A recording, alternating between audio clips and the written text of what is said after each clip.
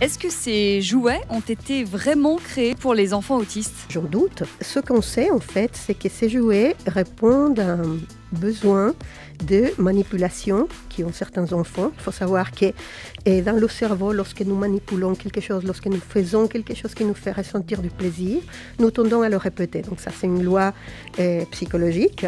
C'est basé sur le principe de la dopamine, cette fameuse dopamine dont on parle beaucoup. Lorsque vous êtes stressé, disons, vous allez faire ça, ta, ta, ta, ta, avec votre stylo, n'est-ce pas? Il y a des dames qui jouent avec leurs cheveux comme ça de manière répétitive. Alors on sait que ces schémas moteurs répétitifs calment.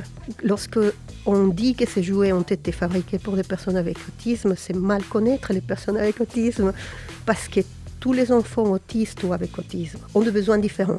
Donc il y a certains enfants qui vont apprécier beaucoup le fait d'appuyer sur ces petites bulles. Ça va les calmer, ça va être une sensation agréable.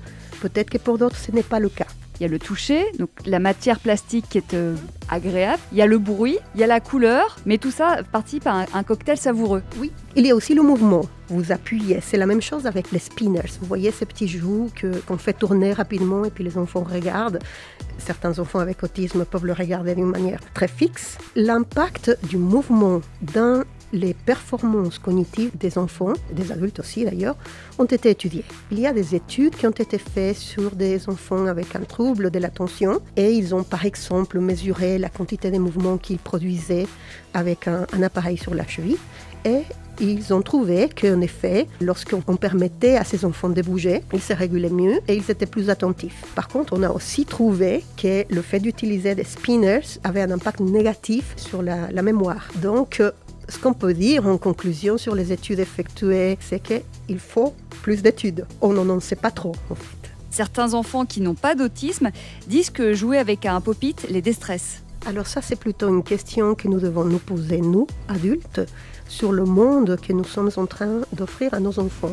Pourquoi est-ce que les enfants, alors qu'il y a des études, voilà, comme l'étude dont je vous parlais, qui montre que si on laisse bouger les enfants, peut-être que leurs fonctions attentionnelles vont s'améliorer.